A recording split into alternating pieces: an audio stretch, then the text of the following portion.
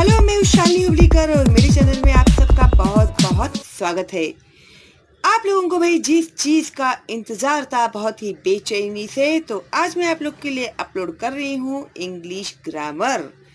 Okay, तो अभी आपकी दीदी जो है वो एक्सप्लेन करेगी आप लोगों को इंग्लिश ग्रामर, तो बहुत ध्यान से सुनिएगा और होमवर्क भी कीजिएगा। ओके, और जो बच्चे आज पहली बार देख रहे हैं मेरा चैनल और उन्होंने सब्सक्राइब नहीं किया है अभी तक, तो अभी सब्सक्राइब कीजिए और बेल का आइकन टैप करना मत भूलिएगा। अगर आप लोग बेल का आइकन टैप करोगे तो जो मेरे न्यू वीडियोस आने वाले हैं उसका नोटिफिकेशन सबसे पहले आपको मिलेगा, प्लस जो मैं लाइव स्ट्रीम करने वाली हूँ उसका नोटिफिकेशन भी आपको सब्सक्राइब करने के बाद ही मिलेगा और बेल का आइकन टैप करने के बाद मिलेगा। ठीक है, इसके लिए बिल्कुल भी मत भूलेगा। और फर्स्ट स्टैंडर्ड से लेके एसएससी तक के बच्चों के लिए मैं वीडियोस बना रही हूँ और प्लस में मराठी मीडियम के भी जो बच्चे हैं उन लोगों के लिए भी वीडियोस अपलोड कर रही हूँ। तो बिल्कुल भी इग्नोर मत कीजिएगा और लाइक कीजिए। कमेंट बॉक्स में कुछ डाउट है तो आप पूछ सकते हैं, अगर कोई डाउट नहीं है तो एक थैंक्स तो मेरे लिए बनता ही है ना। चलो फिर आप लोग शुरू कीजिए English grammar. Stay home, stay safe, bye, all the best. Hello, तो आज हम सीखेंगे इंग्लिश ग्रामर और थोड़ा बेसिक से, एकदम ही बेसिक से स्टार्ट करते हैं। आपको इंग्लिश के कुछ ना कुछ तो वर्ड्स आते होंगे, सॉरी, थैंक यू। अगर आपको बिल्कुल इंग्लिश नहीं आती तो इतना तो रोज़मर्रा की ज़िंदगी में ज़रूर कानों पे आता होगा। तो पहले एक काम करते हैं, हम शुरू से थोड़ा शुरू करते हैं। तो कोई भी भाषा सीखने के लिए सबसे ज़्यादा इम्पोर्टेंट होता है उसका जो वर्ड्स का वोकेबुलरी है हमारे पास, वो ज़्यादा होना। तो जितने नए नए वर्ड्स आप सीखोगे उतना ही ज़्यादा आपका वोकेबुलरी बढ़ेगा, और जितना ज़्यादा वोकेबुलरी बढ़ेगा उतना ही ज़्यादा आप अच्छे सेंटेंसेस बना पाओगे और अच्छे से बोल पाओगे, कम्युनिकेट कर पाओगे, अच्छी तरीके से प्रिसाइजली कम्युनिकेट कर पाओगे। ठीक है, तो अभी हम बोल तो रहे हैं कि सेंटेंसेस बना सकते हैं, लेकिन सेंटेंस क्या होता है और वो कैसे बनता है? हम लोग रोज़मर्रा की ज़िंदगी में जो बातें करते हैं उसे सेंटेंस ही कहते हैं, बट वो क्या होता है एक्चुअल में, तो ये आज हम जानेंगे। तो इंग्लिश में या कोई भी लैंग्वेज में सेंटेंस क्या होता है? सेंटेंस वो होता है जो कुछ शब्दों से बनता है और जिसका कोई मतलब होता है। तो यहाँ पे जैसे मैंने लिखा हुआ है कि sentence is a group of words which makes complete sense. तो जो वर्ड्स आप एक बार साथ में रख दोगे तो उसका कुछ ना कुछ मतलब बनता है, कुछ ना कुछ, या फिर पूरी की पूरी तरह से उसका मतलब बनना चाहिए। तो आप जो भी वर्ड्स जोड़ रहे हो, अगर तुम आई, यू, वी, जो भी वर्ड्स जोड़ रहे हो, अगर उसका कोई मतलब नहीं बना तो वो सेंटेंस नहीं हो गया, वो सिर्फ ग्रुप ऑफ वर्ड्स हो गया, क्योंकि उसका मतलब नहीं बनता है। बट अगर आप ऐसे शब्दों को एक साथ रखोगे जिसका कोई मतलब बने तो वो क्या बन गया? हमारा सेंटेंस। और ऐसे ही सेंटेंस जोड़ जोड़ के हम लोग क्या करते हैं? वाक्य जोड़ जोड़ के हम लोग बात करते हैं, लैंग्वेज में कम्युनिकेट करते हैं। ठीक है, तो ये तो हो गया हमारा सेंटेंस का बेसिक डेफिनेशन। तो एक एग्जांपल भी देख लो, Humpty Dumpty sat on the wall. अगर मैं सिर्फ हमटी डमटी बोलूँ तो इसका कोई मतलब नहीं बनेगा, राइट? क्योंकि सिर्फ दो नाम हो गए। But हमटी Dumpty sat on the wall क्या हो गया कि हमटी और डमटी जाके दीवार पे बैठ गए। तो ये सारे जो ग्रुप ऑफ वर्ड्स है उसका क्या हो गया? कुछ मतलब निकला। और ये पूरे वर्ड का क्या, पूरे सब ग्रुप ऑफ वर्ड्स का क्या हो गया? पूरी तरीके से एक मतलब बनता है जो सामने वाले को समझ में भी आता है। तो इसे हम क्या कहेंगे? सेंटेंस। ठीक है, तो अगर आपको ये समझ में आ गया होगा तो हम थोड़ा आगे बढ़ते हैं। अब देखेंगे काइंड्स ऑफ सेंटेंसेस। काइंड्स यानी कि उसके प्रकार, सेंटेंसेस के प्रकार। तो क्या है काइंड्स ऑफ सेंटेंसेस? फर्स्ट है असर्टिव सेंटेंसेस या असर्शंस, स्टेटमेंट्स भी कहा जाता है उसे, या डिक्लेरेटिव सेंटेंसेस। तो ये इस प्रकार में क्या होता है सेंटेंस के कि एक ऐसा सेंटेंस होता है जो डिक्लेरेटिव होता है, जो डिक्लेयर कर देता है कि आप जो भी बोल रहे हो वो डिक्लेयर होता है। It's a full and final sentence, उसमें कोई भी मॉडिफिकेशन नहीं है। ये आप एक बार बोल भी दोगे सेंटेंस तो उसका नॉट नेसेसरीली जवाब आना चाहिए या उसके ऊपर कुछ होना चाहिए। It's just a sentence, a statement जो डिक्लेयर हो गया है। ठीक है, तो अभी एक एग्जांपल लेते हैं, जेक इज़ अ बॉय। तो जेक इज़ अ बॉय, इसमें कोई दोहराई तो नहीं होनी चाहिए, अगर जेक लड़का है तो लड़का है, इसके ऊपर आपको कोई जवाब आने का ज़रूरत नहीं है या फिर कुछ अलग से उसको आगे खींचने का या कुछ भी आगे बढ़ाने का ज़रूरत नहीं पड़ रहा है। तो Jake is a boy, it's a declaration आपकी तरफ से। So that is an assertive sentence. Next question, next है सेंटेंस का टाइप क्वेश्चंस या फिर उसे क्या कहा जाता है, इंटरोगेटिव सेंटेंसेस। तो ये क्या होता है, अभी लैंग्वेज में सिर्फ हम लोग बोलते ही रहेंगे ऐसे तो नहीं है ना। अगर आपको कभी किसी को कुछ पूछना है तो एक पूछने का भी कुछ होना चाहिए ना।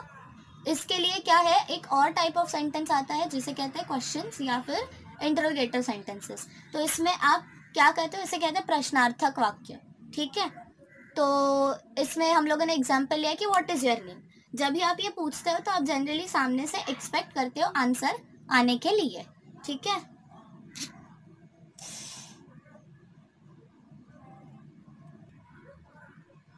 तो हम लोगों ने यहाँ पे एग्जाम्पल लिया है what is your name. What is your name का मतलब क्या होता है, आपका नाम क्या है। तो जब भी आप पूछ रहे हो तो आप एक्सपेक्ट करते हो कि सामने से कुछ ना कुछ इसका जवाब ज़रूर आएगा। ठीक है, तो आप किसी को पूछ रहे हो और आपको कोई उसके ऊपर आंसर देगा, आपको कोई बताएगा। ठीक है, थर्ड टाइप ऑफ सेंटेंस है इम्पेरेटिव सेंटेंस, उसे कमांड्स या रिक्वेस्ट भी कहा जाता है। तो उसमें क्या होता है, उसमें आपको कुछ डायरेक्शंस दी जाते हैं। तो उसमें कहा है एग्जाम्पल में कि बी क्वाइट। बी क्वाइट मतलब चुप रहिए।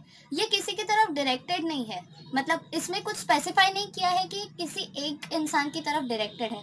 अगर आपसे कहा जाए तो आपके वो एप्लीकेबल है, अगर आपसे ना कहा जाए, सबसे कहा जाए तो उन्हें भी एप्लीकेबल है। ठीक है, इसमें कुछ सब्जेक्ट जो है या फिर जिसको कहना है वो स्पेसिफाई नहीं किया गया है। इसमें इधर आपको कमांड किया गया, अगर आपको हायर, आपसे ज़्यादा जो औहदे में बड़े हो या फिर अथॉरिटी जिनके पास हो आपसे ज़्यादा, अगर वो आपको कहे बी क्वाइट तो आपको ये हो गया कमांड। अगर आपसे छोटा या फिर बराबर वाला कोई कहे, कोई विनती करे, रिक्वेस्ट करे, तो ये हो गया रिक्वेस्ट। ठीक है, तो ये कैसे हम लोग कौन किसको कहता है इसके ऊपर डिपेंड करता है। अगर आप स्कूल की लाइब्रेरी में और उधर बाहर पोस्टर लगा है be quiet, then it is a command कि आपको चुप ही रहना है, अंदर कुछ भी बोलना नहीं है, ये कमांड हो गया। क्योंकि स्कूल अथॉरिटी हायर अथॉरिटी है, कॉलेज अथॉरिटी हायर अथॉरिटी है, तो आपको क्या कर सकती है, कमांड कर सकती है। ठीक है, दूसरा है कीप साइलेंस। वापस सेम ही चीज़ है, दोनों एग्जाम्पल सेम ही है, बी क्वाइट बोलो या कीप साइलेंस बोलो।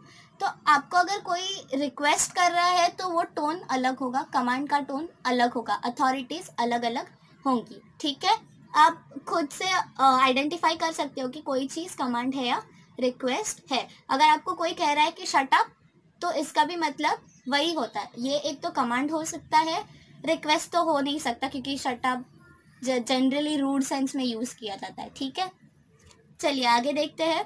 फोर्थ टाइप है एक्सक्लेमेटरी।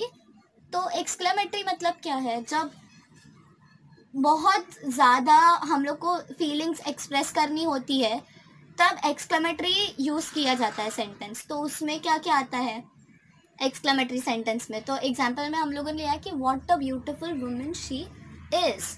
ठीक है, और एक एग्जाम्पल लिख सकते हैं हम लोग इसमें कि what a big elephant it is. ठीक है, तो एक तो व्हाट या फिर स्टार्ट होगा हाउ से सेंटेंस, और इसमें क्या होगा एक्सक्लेमेटरी यानी अचंभित होना। जब आप सरप्राइज होके कुछ एक्सप्रेस करते हो खुद को तो क्या होता है, वो एक्सक्लेमेटरी टाइप ऑफ सेंटेंस होता है। अगर आपको मैं इसका हिंदी में ट्रांसलेशन दूँ तो हो गया कि अरे कितनी खूबसूरत है वो औरत। ठीक है, जनरली हम लोग कहते हैं कि वो औरत खूबसूरत है, लेकिन जब आप एक्सक्लेमेटरी में कह रहे हो तो कैसे कहोगे, कितनी खूबसूरत है वो औरत। ठीक है, समझा। तो आपका क्या हो गया, आपका जो सब्जेक्ट है वो क्या हो गया, उसका जगह चेंज हो गया। सब्जेक्ट माने आपका जो आप जिसके बारे में बता रहे हो वो क्या हो गया, पहले स्टार्टिंग में था, फिर क्या हो गया, पीछे चला गया, लास्ट में चला गया। तो अचंभित होकर जब भी आप एक्सप्रेस करोगे तो अलास हो गया, बाप रे, ठीक है, अरे रे रे, ओह वाओ, ये सब क्या हो गया, टाइप्स ऑफ एक्सक्लेमेटरी वर्ड्स हो गया। और व्हाट और हाउ से हमेशा एक्सक्लेमेटरी सेंटेंस स्टार्ट होता है। तो अभी आपने अगर नोटिस किया होगा कि एग्जाम्पल्स में कई कई जगह पे जो पंक्चुएशन मार्क्स है यानी जो विराम चिन्ह है वो अलग अलग है। यहाँ पे जो है स्टार्टिंग में फर्स्ट एग्जाम्पल में स्टेटमेंट्स के लिए हम लोग जनरली क्या यूज़ करते हैं, फुल स्टॉप यूज़ करते हैं। क्वेश्चंस के लिए हम लोग क्या करते हैं, क्वेश्चन मार्क यूज़ करते हैं। इम्परेटिव सेंटेंस में जनरली फुल स्टॉप ही यूज़ होता है, और इम्परेटिव सेंटेंस हालांकि छोटी होती है और ज़्यादा कमांडिंग या रिक्वेस्टिंग होती है, ठीक है। उसमें अथॉरिटी आपको दिखाई देती है कि कोई कमांड कर रहा है या रिक्वेस्ट, तो जनरली उसमें भी फुल स्टॉप ही यूज़ होता है। और एक्सक्लेमेटरी सेंटेंस में क्या यूज़ होता है, एक्सक्लेमेशन मार्क, तो उसे कहते हैं हम लोग उद्गारार्थी चिन्ह, ठीक है। चलिए, अभी ये तो हम लोग का फर्स्ट पार्ट हो गया था जो था हमारा सेंटेंस। अभी हम लोग आगे बढ़ते हैं सेकंड पार्ट की तरफ कि पार्ट्स ऑफ सेंटेंस क्या है। सेंटेंस है समझ में आता है, ग्रुप ऑफ वर्ड्स है पता है, बट कौन से वर्ड्स का ग्रुप बनाएंगे हम लोग, वो भी तो समझना ज़रूरी है ना। तो पार्ट्स ऑफ सेंटेंस क्या होता है, तो सेंटेंस के दो पार्ट्स होते हैं मेन, एक होता है हमारा सब्जेक्ट, दूसरा होता है प्रेडिकेट, ठीक है। तो इसमें क्या होता है कि हमारा जो सब्जेक्ट और प्रेडिकेट है सेंटेंस में, वो दोनों पार्ट जनरली मौजूद होते हैं। तो सेंटेंस में क्या होता है, एक डूअर होता है, एक ऐसा इंसान जिसके बारे में हम लोग बात करना चाहते हैं, और दूसरा होता है उसके बारे में इंफॉर्मेशन। तो कोई इंसान या कोई चीज़ जो भी डूअर है आपका, उसके बारे में हम क्या करते हैं, इंफॉर्मेशन बताते हैं। तो ये दोनों मिला के क्या बनता है, आपका सेंटेंस बनता है। तो डूअर को हम क्या कहेंगे, सब्जेक्ट। जिस भी चीज़ के बारे में, इंसान के बारे में आप बता रहे हो, वो क्या हो गया, आपका सब्जेक्ट हो गया, ठीक है। और जो बता रहे हो उसके बारे में, जो कुछ भी इंफॉर्मेशन दे रहे हो इस डूअर के या सब्जेक्ट के बारे में, उसे कहा जाता है प्रेडिकेट, ठीक है। तो अभी एग्जाम्पल देखते हैं। Example, he has a good memory. तो इसमें आपका सब्जेक्ट क्या हो गया, ही। आप किसी लड़के के बारे में बता रहे हो, अभी आप ही बोलोगे तो समझ में आता है ना, जेंडर लड़का है, कोई तो लड़का है, कौन है स्पेसिफाई नहीं किया गया है, लेकिन कोई तो एक लड़के को ये पर्टिकुलरली कहा गया है कि he has a good memory. तो आपका सब्जेक्ट क्या हो गया, ही हो गया, ठीक है। और जो भी बचा हुआ सब चीज़ है, ही के बारे में क्या बताया गया है आपको, ही का क्या स्पेशलिटी है, उसका स्पेशलिटी है कि उसके पास क्या है, गुड मेमोरी। तो ये उसके बारे में क्या हो गई, पूरी इंफॉर्मेशन हो गई। तो ये हैज़ अ गुड मेमोरी क्या हो गया, आपका प्रेडिकेट, ठीक है। समझ में आया आपको। और एक एग्जाम्पल लेते हैं, अर्थ रिवॉल्व्स अराउंड द सन, ठीक है। अर्थ क्या करता है, सन के अराउंड रिवॉल्व होता है। तो अब आपका इसमें कौन सा सब्जेक्ट है, आपका सब्जेक्ट है अर्थ। क्यों, क्योंकि आप ये सेंटेंस में किसके बारे में इंफॉर्मेशन दे रहे हो, अर्थ के बारे में इंफॉर्मेशन दे रहे हो, ठीक है। आपका ये सेंटेंस का स्टार या हीरो कौन है, अर्थ है, आप उसके बारे में स्टोरी बता रहे हो। ये जो आगे लिखा है ना सब्जेक्ट के, वो हो गई सब्जेक्ट के बारे में की इंफॉर्मेशन या उसकी स्टोरी, ठीक है। तो अर्थ क्या करता है, रिवॉल्व्स अराउंड द सन, अर्थ के बारे में इंफॉर्मेशन है, तो वो हो गया आपका प्रेडिकेट, ठीक है। तो मुझे उम्मीद है कि आप लोगों को समझ में आया होगा अच्छे से। अब इसमें एक छोटा सा आपको क्या कहते हैं, थोड़ा सा एक एडवांस चीज़ बता देती हूँ। जो हमारा सब्जेक्ट प्रेडिकेट है वो क्या होता है, जनरली सब्जेक्ट जो है वो प्रेडिकेट के पहले आता है, ठीक है। जनरली मतलब समझो तकरीबन ज़्यादा से ज़्यादा केसेस में सब्जेक्ट क्या होता है, प्रेडिकेट के पहले सब्जेक्ट आता है। बट कभी कभी क्या होता है, कम वक्त होता है ऐसा कि सब्जेक्ट प्रेडिकेट के बाद आता है। तो अगर हम कहेंगे कि हियर कम्स द बस, तो हियर कम्स द बस आपको किस चीज़ के बारे में इंफॉर्मेशन मिल रही है। अगर मैं यहाँ पे लिखूँ हियर कम्स द बस, तो आपको किस चीज़ के बारे में इंफॉर्मेशन मिल रही है, आपको मिल रही है इंफॉर्मेशन बस के बारे में। इसके लिए आपका बस हो गया सब्जेक्ट। और हियर कम्स द बस, तो बस के बारे में क्या इंफॉर्मेशन मिली आपको कि बस आ रही है इधर ही, तो इसे हम कहेंगे इसका प्रेडिकेट, ठीक है। तो मैक्सिमम केसेस में सब्जेक्ट पहले आता है, बट कुछ कुछ बार ऐसे भी होता है कि सब्जेक्ट बाद में आ जाता है, ठीक है।